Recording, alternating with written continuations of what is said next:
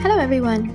My name is Maria Thomas, and I work for Allianz Research, the global team of economists, strategists, sector advisors, and foresight experts of the Allianz Group, led by Ludovic Subron. Welcome to Tomorrow, a podcast where we'll be talking about our latest analyses of economic and capital market developments, as well as our views on trends affecting risk management. Let's get started. The pricing power party is over for retailers. While retail sales are still strong in the US and recovering in Europe, retailers are struggling to preserve their profitability. In this episode, we find out why with Head of Corporate Research, Kuhanathan. Hello, Anu. Welcome to the podcast. Hi, Maria. So how is the consumer faring in the US versus Europe? We are seeing very different dynamics on both sides of the Atlantic. Basically, we are seeing that retail sales are still strong in the US. And in Europe, it's mostly, I would say, in recovery mode. And obviously, with the current political uncertainty in countries like Germany and France, uncertainty and consumer confidence, if it were to slip, could derail the ongoing improvement. So in the US, we're seeing retail sales growing at a robust 2% per year over the first 9 months of the year. In the UK, we're seeing a pretty similar pattern, and probably in continental Europe, one of the outliers is Spain, where retail sales are quite strong. Italy, Germany, and France, to some extent, have had a rough patch over the last 12 months, but they are recovering. We are seeing sales improving there. I would say that one of the main difference between the US consumer and the European one is that the US consumer is much more optimistic. This is something that we see in confidence indicators. We're also seeing this confidence heterogeneity in saving patterns. Basically, consumers have been saving more over the last few quarters. But if we look a bit closer, we see that in most European countries, saving rates are now higher than historical average, whereas in the US, although saving rates have been increasing, they are still well below historical average. And that's also underlining this higher confidence in the US. And one last thing that our analysis reveal is that retail sales in Europe are, I would say, more at risk of confidence shock because it seems like retail sales in the US are less sensitive to confidence shock than the retail sales figures that we see in Europe. So I would say that with the current context, there is really a need for retailers to fix confidence among consumers. I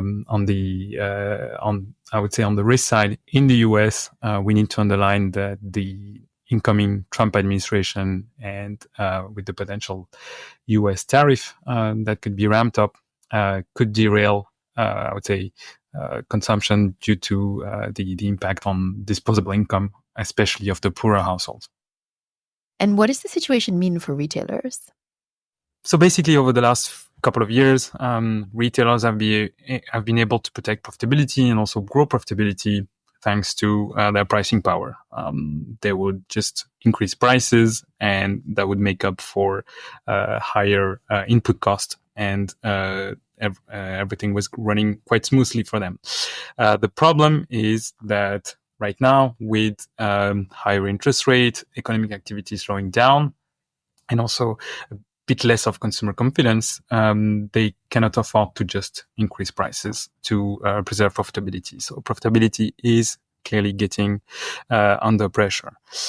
And another factor that is also contributing to this pressure on profitability is a strategy that most retailers deployed after COVID and also after the onset of the war in Ukraine, which was increasing inventories.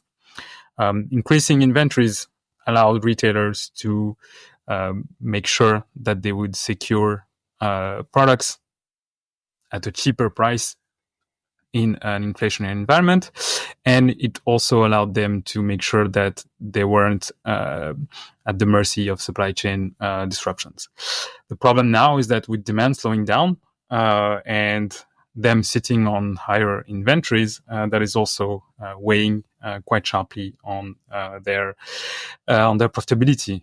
If we look at the global retail sector, inventories increased by 8 days of turnover on average over the last 4 years following COVID-19. So this has also become a burden on retailers. And I would say one of the main features that now we see of the retail segment is we mainly see two strategies of coping with this pressure. We are seeing on the one hand some retailers cutting prices, offering discount, and trying to increase volume to cost-sensitive consumers.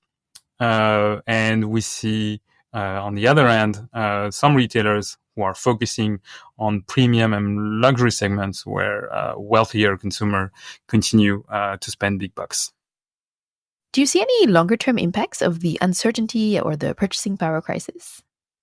So, with the pandemic, we saw that digital practices of consumer increased a lot, and e-commerce grew quite significantly. And we are seeing that this trend is continuing. It's continuing at a slower pace, definitely. The 2020 and 2021 were a bit exceptional years, but the consumer is more and more digital. And actually, the expected growth rate for e-commerce over the next 5 years is close to 10%. A bit below the last 5 years, where growth rate were close to 14%, but still steady. And technology is also enabling new channels of distribution, such as social commerce, basically people that are buying straight out from social media. This is gaining traction, and it's quite popular among younger generation, Gen Z consumers, and this is also quite a strong trend in countries like China or India. On the other hand, another trend that was quite visible around COVID and also slightly after, which was responsible consumption, basically people buying organic food and eco-friendly product, has taken a hit. Definitely that hit stems from the purchasing power crisis that we have been going through over the last couple of years. And the big question is now to see if, with inflation slowing down and things normalizing a bit, are those products and segments going to grow again, or have we reached the ceiling for them? Okay, so here's my last question. How do you expect AI to affect retailers? So that's a very, very interesting question. And obviously, retailers, just like all the companies around the world, have been desperate to hop on the AI train. And they are increasingly investing in technology. AI and machine learning techniques are being used to optimize supply chain, to enhance operational efficiency.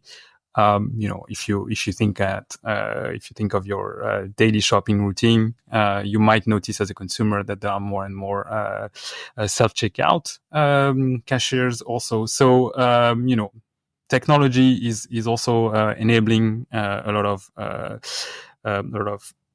optimization and efficiency for retailers, and we are also noticing that currently the retailers that say that they have adopted AI or machine learning into their processes have been experiencing growth in their sales twice as fast as their competitors. However, we need to take that with a pinch of salt. The smaller retailer, the specialty retailer, have more facility to deploy those technologies because of their size and their focus.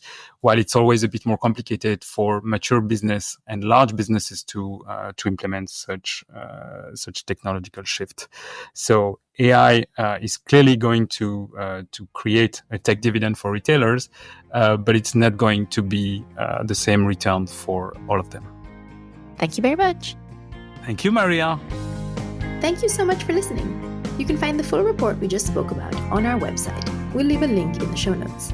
If you'd like to discover more of our research, you can also follow the Ludonomics newsletter on LinkedIn. We'll leave a link down below for that too. If you like the podcast, please send it to any of your friends who might like it too, and leave us a rating and a review. We'd love to hear your feedback. In the meantime, stay tuned for the next episode.